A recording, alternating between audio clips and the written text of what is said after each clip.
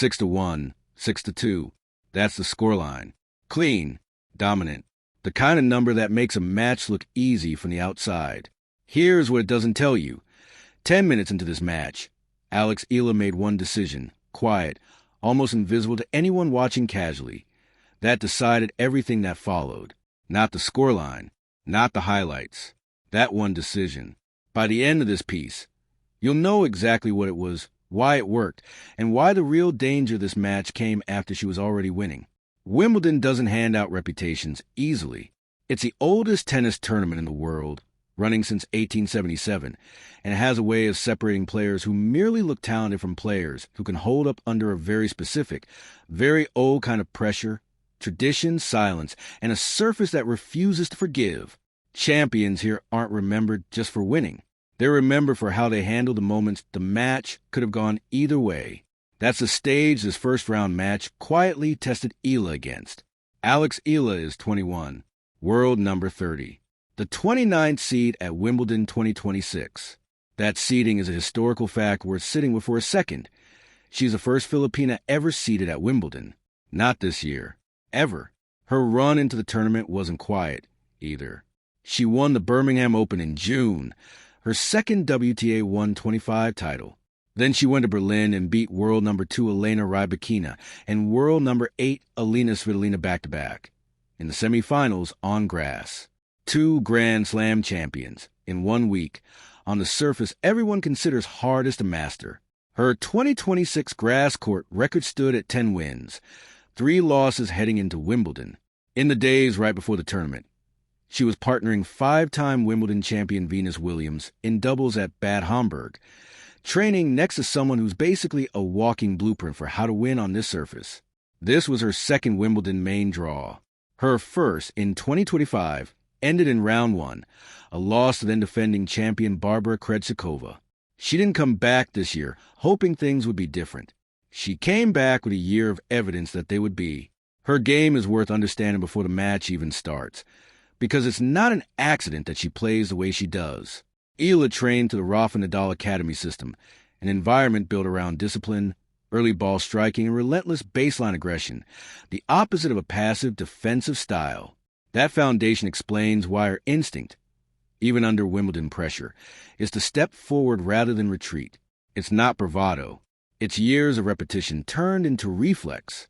And on a surface that punishes hesitation more than any other, that training background stopped being a stylistic preference and became a genuine competitive advantage. Why does grass make this so much harder than it sounds? Think of it like this. On clay or hard court, the ball gives you a beat to react. It bounces up, sits for a moment, gives you time to think. On grass, that beat disappears. The ball skids low and fast, and it dies before you're ready for it. Every hesitation that other surfaces quietly forgive, grass punishes instantly. And there's no crowd noise or music between points to hide a mistake behind, just silence and thousands of eyes watching every single choice you make. That's the arena Eala walked into. Across the net, Renata Zarazua of Mexico, ranked world number 75. On paper, that looks like an easy first-round draw for a seeded player. It wasn't. Eala and Zarazua had history.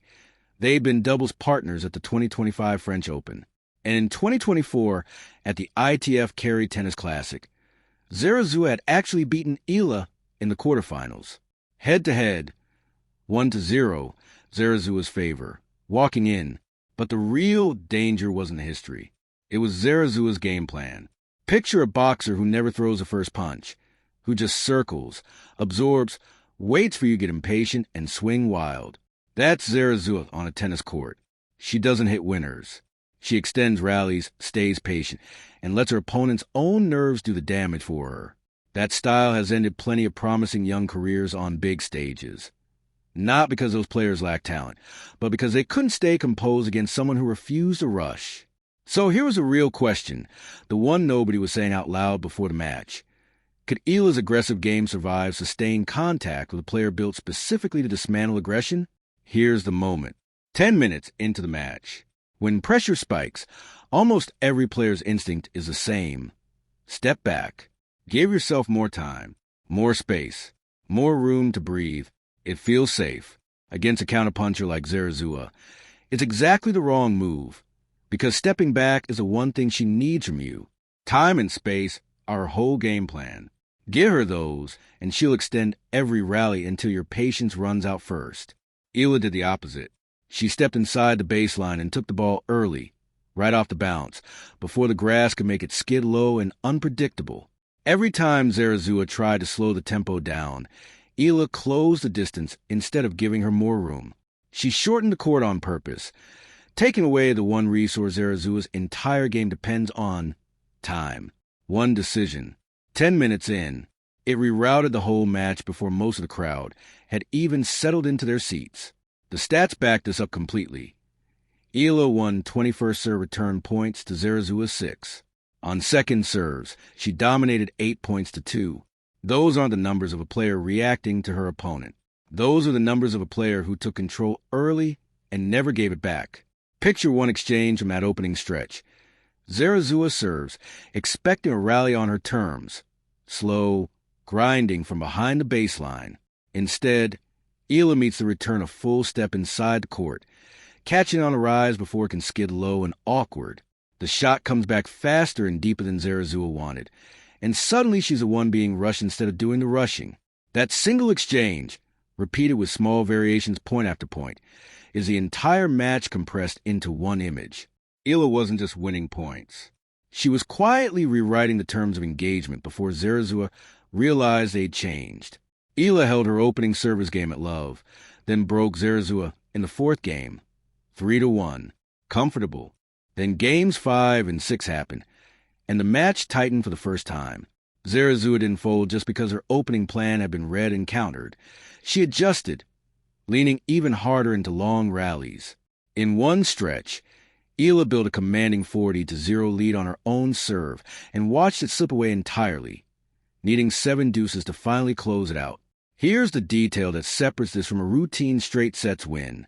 The longer the rallies got, the sharper Eala's decisions became. Not rushed, not tighter, sharper. She wasn't just surviving those extended points. She was using them, picking better angles, opening up the court with intention instead of just swinging and hoping. That kind of shot selection, choosing where to send an opponent, not just reacting to where they send you, usually takes years to build. It was showing up here in a Grand Slam first round against someone specifically designed to make her crack. Set 1 closed 6-1. Here's something most match coverage misses entirely. The most dangerous moment for any player isn't when they're behind. It's right after they want to set decisively. Think about what happens neurologically. The threat has passed. The intensity that produced the win quietly starts to ease off, almost involuntarily. Meanwhile, on the other side of the net, something opposite happens. A player who just lost a set 6-1 has nothing left to protect. No lead. No tactical patience required. Just a freedom that comes from someone with absolutely nothing to lose. And that freedom is genuinely dangerous because it's unpredictable. That's exactly what happened. Zarazua abandoned her patient counterpunching entirely and started swinging with real aggression. Points got shorter, messier, more chaotic. For a handful of games, the match tightened in a way set one never came close to. This is the exact stretch where talented young players start to unravel. The crowd energy shifts. Every unforced error suddenly feels heavier than it actually is. And the question every competitor dreads shows up uninvited. What if I give this back? When Zarazua escalated, the obvious response, the one adrenaline pushes almost every player toward, would have been to match the aggression, power against power. Eala did something much harder. She slowed down internally while the match around her sped up. Instead of trying to overpower every ball, she varied her pace, mixed up depth and direction, changed the height of her shots, gave Zarazua nothing predictable to lock into rhythmically. That's not instinct. Instinct, under adrenaline, pulls you toward more force, not less. This was deliberate.